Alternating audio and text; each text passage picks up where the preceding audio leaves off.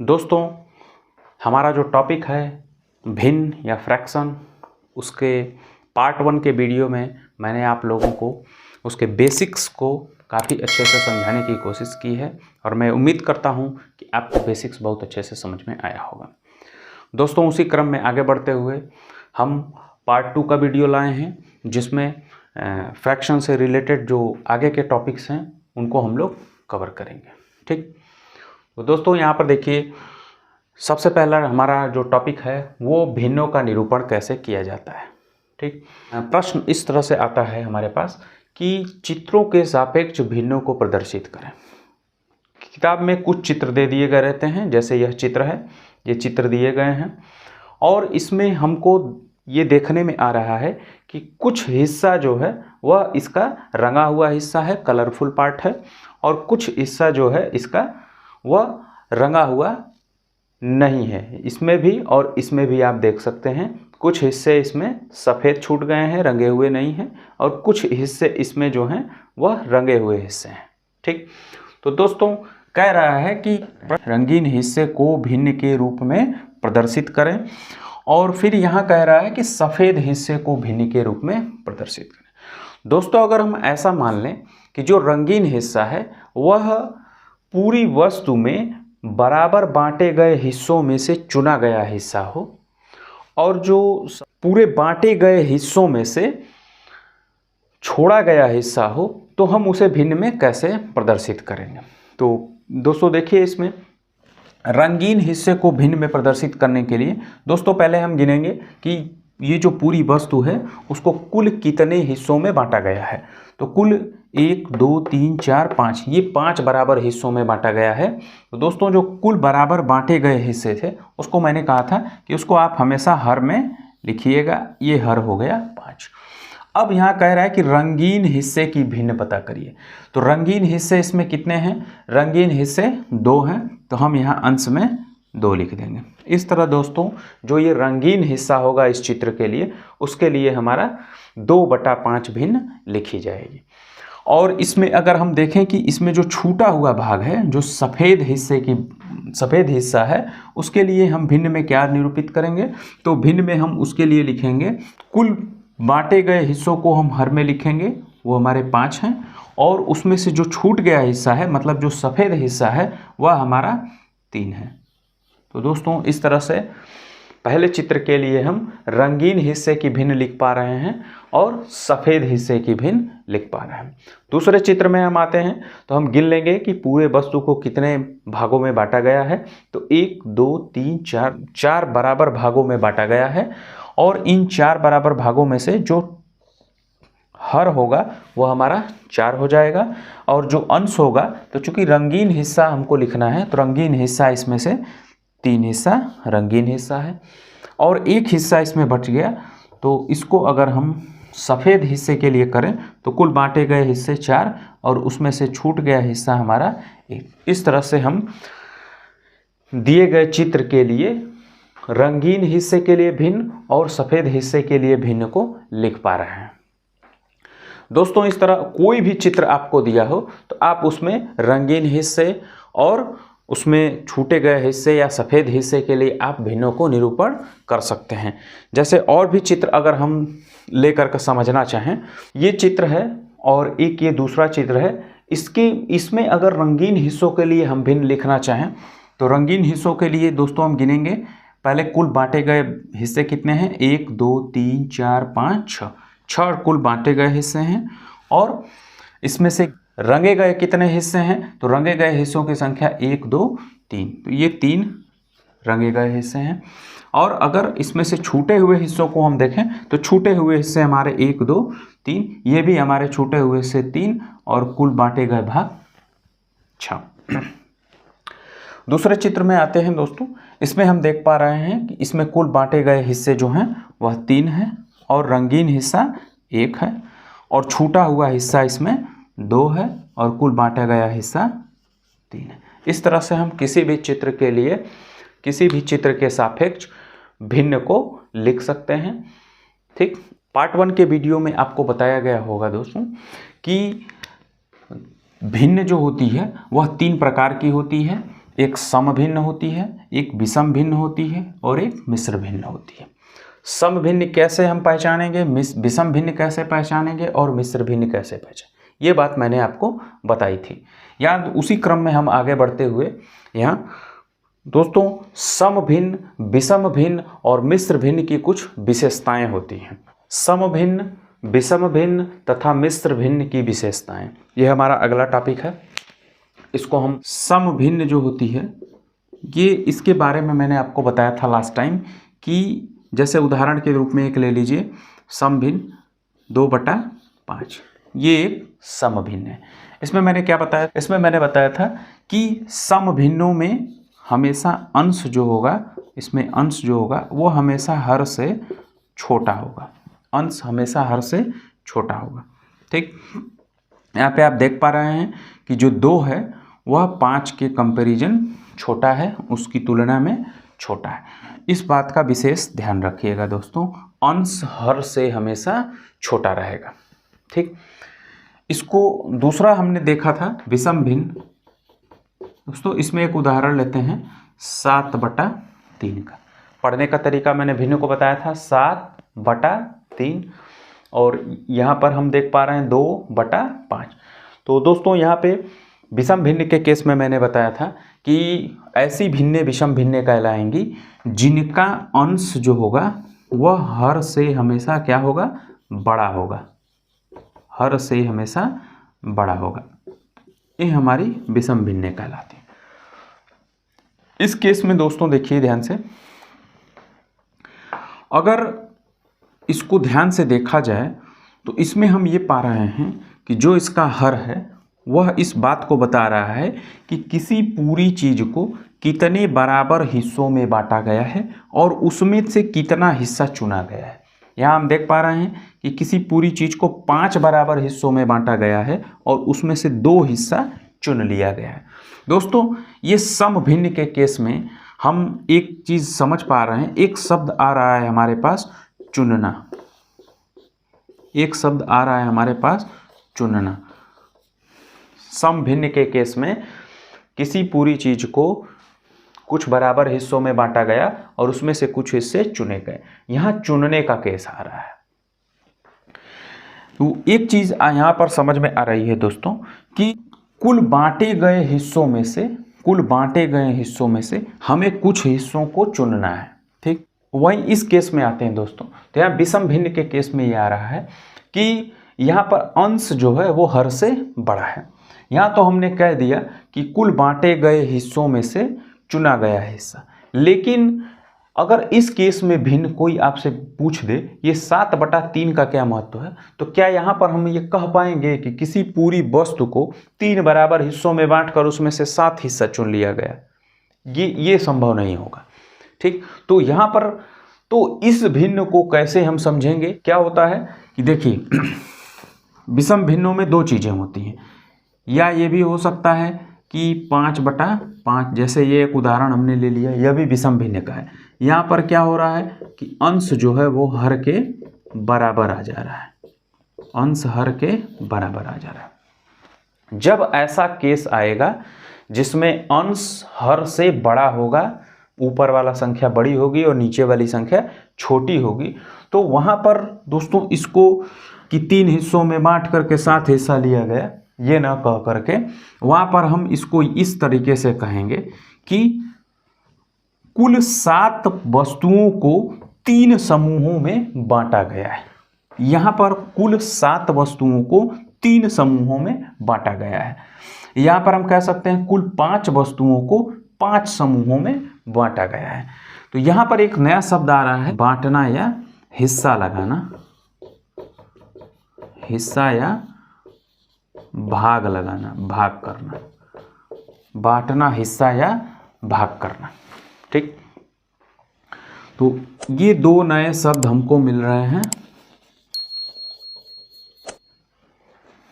ये 2 नए शब्द मिल रहे हैं हमको। एक इस केस में मिल रहा है चुनना और एक इस केस में मिल रहा है बांटना, हिस्सा या भाग करना। दोस्तों जब आपसे कोई पूछे कि 2/5 किसे कहते हैं, जब आपसे कोई पूछे कि 2/5 किसे कहते हैं, तो इसमें आप देख रहे हैं कि यह जो इसका हर है वह अंश की तुलना में बड़ा है।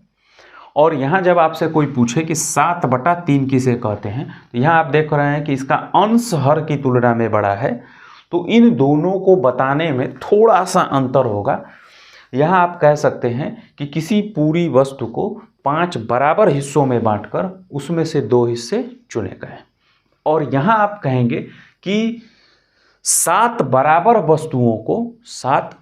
वस्तुओं को जो वस्तुएं संख्या में बराबर बराबर हैं उनको 7 बराबर वस्तुओं को 3-3 के समूह में बांटना है। यहाँ पर दोस्तों एक चीज़ हमको समझ में आ रही है कि एक ही वस्तु को बराबर हिस्सों में बांटकर कुछ हिस्सा चुना गया है। यहाँ पर जब हमारा सम भिन्न का केस आएगा उसमें हम देखेंगे कि जो हर है वह अंश की तुलना में बड़ा होगा, या ये कह सकते हैं कि अंश छोटा होगा। तो जो हर बड़ा होगा आप उससे यह समझिए कि एक ही वस्तु को बराबर हिस्सों में बांटकर अंश के बराबर हिस्सा उसमें से चुना गया है। ठीक, तो और जब बांटने का केस आएगा तो बांटने के केस में क्या होगा, यहाँ पर बहुत सी वस्तुओं को अलग अलग समूह में बांटा जाएगा। जैसे देखिए उदाहरण के तौर पे इस भिन्न को हम देखते हैं। मान लीजिए हमारे पास 7 बॉल हैं। ये 7 बॉलों को अगर हम 3-3 के समूह में बांटते हैं तो दोस्तों एक समूह हमारा 3 बॉल का एक समूह ये बनेगा, 3 बॉल का एक समूह ये बनेगा। तो इसमें जो एक बॉल होगी वह हमारी बच जाएगी। तो कुल समूह कितने बन रहे हैं, कुल बराबर समूह जो बन रहे हैं वह हमारे 2 बन रहे हैं।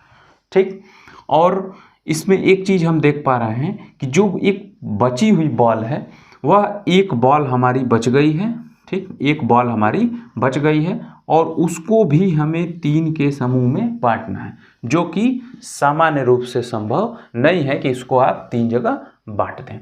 तो इस समूह के लिए जो ये संख्या हम लिख रहे हैं ये संख्या हमारी पूर्ण है। पूर्ण मतलब पूरा है, यह हमारी पूरा है। और धन जो ये एक बॉल बच गई है जिसे हम बांट नहीं पा रहे हैं, तो इस बची हुई बॉल के लिए आप यहाँ पर एक भिन्न भाग हो जाता है, या इसी को आप कह सकते हैं अंश हो जाता है।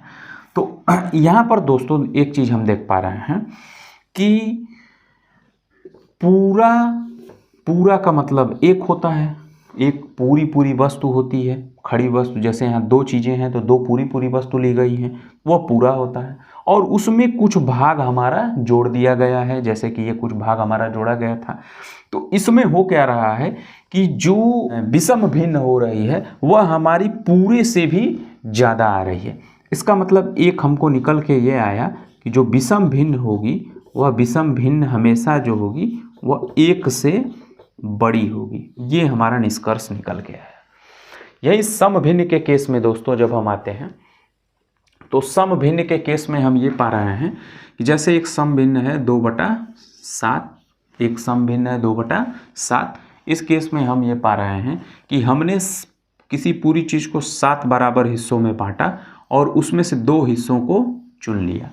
तो जो चुना गया हिस्सा था वह कुल बांटे गए हिस्से में से हमेशा कम होगा। एक प्रश्न और ले लेते हैं हम लोग। जैसे मान लीजिए 1/4 है, यह हमारी कोई ब्रेड है या रोटी है या केक है, उसको 4 बराबर हिस्सों में बांट के उसमें से एक हिस्सा हम चुन लेते हैं। तो जो यह चुना गया हिस्सा होगा, ये जो चुना गया हिस्सा होगा यह पूरे बांटे गए हिस्सों का एक हिस्सा भाग होगा। इसका मतलब यह इनसे कम होगा, पूरे से कम होगा हमेशा। तो जो ये भिन्न होती है सम भिन्न, ये हमेशा पूरा से क्या होती है, हमेशा कम होती है। जो सम भिन्न होती है वो हमेशा पूरा से कम होती है। सम भिन्न हमेशा पूरा से कम होगी और विषम भिन्न हमेशा पूरा से ज़्यादा होगी। हम लोगों ने अब तक पढ़ा दोस्तों सम भिन्न वह हमेशा 1 से छोटी होगी। 1 का मतलब पूरा, वह हमेशा पूरा से छोटी होगी। जो विषम भिन्न है दोस्तों, विषम भिन्न, वह विषम भिन्न हमेशा 1 या पूरा से बड़ी होगी। ये हम लोगों ने पढ़ा। दूसरा चीज, अगर मान लीजिए हमारे पास 4 वस्तुएं हैं, मान लीजिए हमारे पास 4 वस्तुएं हैं, ठीक, और इन चारों वस्तुओं को 4 समूहों में बांटना है। जैसे कि 4 वस्तुएं हैं और 4 समूह में बांटना है, ठीक। तो हर समूह में एक बॉल आ जाएगी, हर समूह में एक बॉल आ जाएगी। ये तो सामान्य सी बात है, हर समूह में एक बॉल आ जाएगी। तो इससे क्या हो रहा है कि इसमें हर जगह जो है वो पूरी बॉल आ रही है, कोई भी भिन्न या भाग का हिस्सा नहीं आ रहा है, भाग नहीं आ रहा है, हिस्सा नहीं आ रहा है, अंश नहीं आ रहा है। तो ये जो भिन्नें होती हैं, ये भिन्नें भी हमारी विषम भिन्नें ही कहलाती हैं। तो अगर विषम भिन्न में ये भिन्न जो होती है 4/4, ये भी हमारी विषम भिन्न ही कहलाती है। तो यहाँ से एक चीज़ हमको ये निकल के आ रहा है कि विषम भिन्न जो है वो पूरा से हमेशा बड़ी होती है, या ये जो 4/4 है, 2/2 है, या 3/3 या 5/5, ये सब क्या है? ये सब मैंने आपको बताया था, ये सब पूरा ही है, एक है। तो विषम भिन्नें पूरा से बड़ी भी होती हैं और पूरा के बराबर भी होती हैं।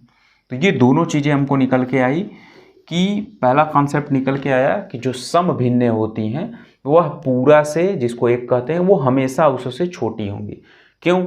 क्योंकि किसी पूरी चीज़ को बराबर हिस्सों में बांटकर उसमें से कुछ हिस्से चुने गए, उस चुने गए हिस्से को अगर हम निरूपित करते हैं तो वहाँ अंश हर से हमेशा छोटा हो जाता है, ठीक। जैसे एक 2/5 का केस हमने बताया था, इसमें 5 बराबर हिस्सों में बांट के 2 हिस्से चुने गए, तो अंश हमेशा क्या होगा? हर से छोटा हो जाएगा। और ये सम भिन्न का केस है, क्योंकि सम भिन्न के केस में अंश हमेशा हर से छोटा होता है, अंश हमेशा हर से छोटा होता है, ठीक। और विषम भिन्न के केस में हमने बताया था कि अंश जो होता है वह हर से बड़ा भी हो सकता है और उसके बराबर भी हो सकता है। ये केस बताया था। इस केस में आपको दोनों मिल जाएगा। एक मिल जाएगा आपको 7/3 का केस, जिसमें अंश जो ऊपर वाला है वो हर से बड़ा भी है, और एक मिल जाएगा आपको 4/4 या 5/5 या 3/3 का केस, जिसमें अंश और हर बराबर है। इस तरह से हम दो हमारे पास निष्कर्ष निकल के आया है। एक, सम भिन्न हमेशा एक से छोटी होगी, और दूसरा, विषम भिन्न हमेशा एक से या पूरे से बड़ी होगी या उसके बराबर होगी। ये 2 कॉन्सेप्ट हम लोगों ने यहाँ पे सीखा। तो यहाँ पर दोस्तों एक चीज़ हम लोगों ने ये सीखा है, बटा का महत्व। बटा क्या है दोस्तों? तो जैसे कोई भिन्न लिखी होगी 2/7, तो इसमें जो ये लाइन होती है, यही वो बटा वाली लाइन होती है। इस चीज़ को हम समझ पा रहे हैं कि मैंने बताया कि इसका 2 मीनिंग होता है। एक तो आप एक चुनने के अर्थ में देखेंगे, चुनना, और एक आप देखेंगे बांटने के अर्थ में, ठीक।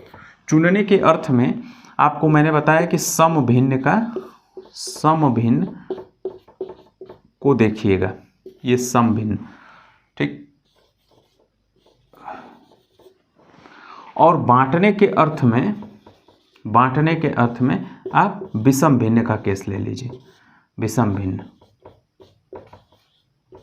ये विषम भिन्न का केस, ये बांटने के अर्थ में देखा जाएगा, ठीक।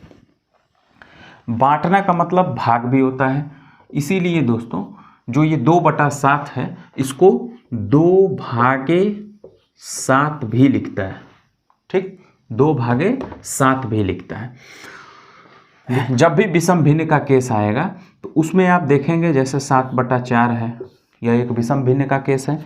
इसको हम ऐसे भी लिख सकते हैं 7/4, भाग का चिन्ह लगा देंगे और 7/4, मतलब 7 को भाग किया 4 जगह, मतलब 4 जगह 7 को बांटना है आपको, ठीक। और सम भिन्न जो है वो चुनना के अर्थ में आती है, ठीक। हम ये भी कह सकते हैं कि जो ये बटा है वह भाग है या भाग का पर्याय है, भाग का पर्याय। ये दोनों चीज़ें इसको कहा जा सकता है कि एक तरह से ये भाग भी समझा जा सकता है या भाग जैसा भी समझा जा सकता है, जिसमें बांटना, जो इसका बटा का महत्व तो मैंने बताया है कि बांटने के अर्थ में, तो जब अंश विषम भिन्न के केस में जब अंश बड़ा होगा तो बांटने वाला केस आ जाएगा, जब अंश छोटा होगा तो चुनने वाला केस आ जाएगा। ठीक, तो इस तरह से हम लोगों ने सम भिन्न की विशेषताएं और विषम भिन्न की विशेषताओं को जाना। अब दोस्तों एक बचता है हमारा मिश्र भिन्न। मिश्र भिन्न, इसकी क्या क्या विशेषताएं हैं दोस्तों? मिश्र भिन्न के केस में मैंने बताया था कि मिश्र भिन्न जो है, एक इसमें पूर्ण संख्या होती है, पूर्ण संख्या होती है, और एक भिन्न संख्या होती है,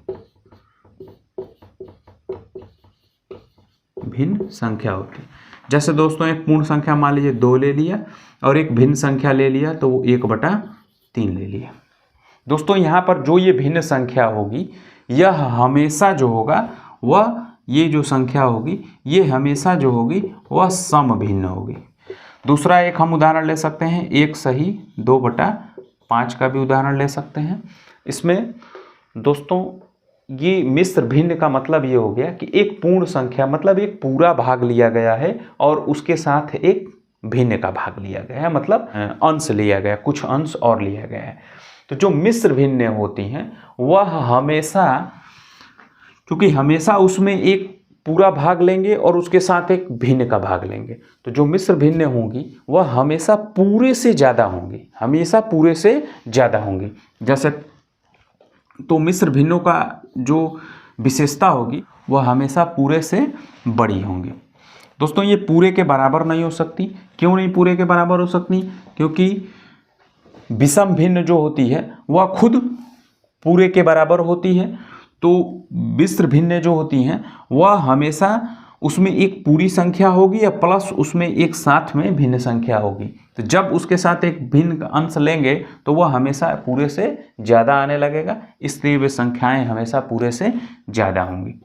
ठीक, यहाँ पे एक कॉन्सेप्ट निकल के आया दोस्तों कि सभी मिश्र भिन्न विषम भिन्न हो सकती हैं, परंतु सभी विषम भिन्न मिश्र भिन्न नहीं हो सकती। क्यों? क्योंकि हमने बताया कि जो मिश्र भिन्न है दोस्तों, जो मिश्र भिन्न है, मिश्र भिन्न वह हमेशा पूरे से ज़्यादा होती है, और जो विषम भिन्न होती हैं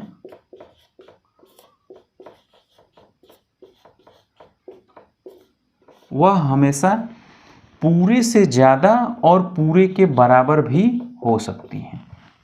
तो जब पूरे से ज़्यादा होगी, जैसे 7/3 का केस ले लीजिए, तो ये पूरे से ज़्यादा है। ठीक, क्योंकि ये 3 से तो ज़्यादा ही है।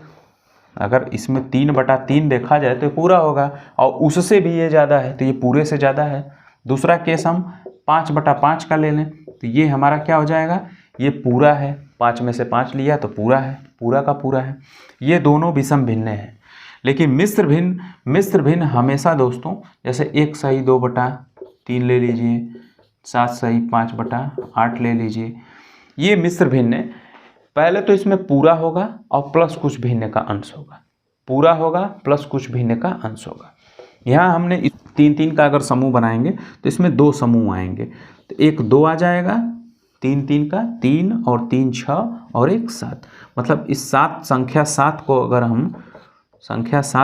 हम 3 जगह बांटें 3-3 के समूह में, तो हम यहाँ देखेंगे कि 3 आ जाएगा, +3 आ जाएगा और +1 आ जाएगा। तो ये तो पूरा समूह बन रहा है, ये भी पूरा समूह बन रहा है, लेकिन इस एक को फिर 3 जगह बांटना होगा हमें, तो ये हमारा भिन्न वाला समूह आ रहा है। तो पूरा आ रहा है और प्लस इसमें भिन्न आ रहा है। तो ये मिश्र भिन्न जो है वह विषम भिन्न हो पा रही है। यहाँ पर जो मिश्र भिन्न है वो विषम भिन्न हो पा रही है। लेकिन विषम भिन्नों के केस में एक हमारा 5/5 आ रहा है, जिसमें केवल पूरा आएगा, पूरे के अलावा कोई भाग या अंश नहीं आएगा, जिसकी वजह से ये जो विषम भिन्न है वो मिश्र भिन्न नहीं हो पाएंगे। तो मैं उम्मीद करता हूं दोस्तों कि इस पार्ट 2 में आप सम भिन्न, विषम भिन्न और मिश्र भिन्न की विशेषताओं को समझ पाए होंगे।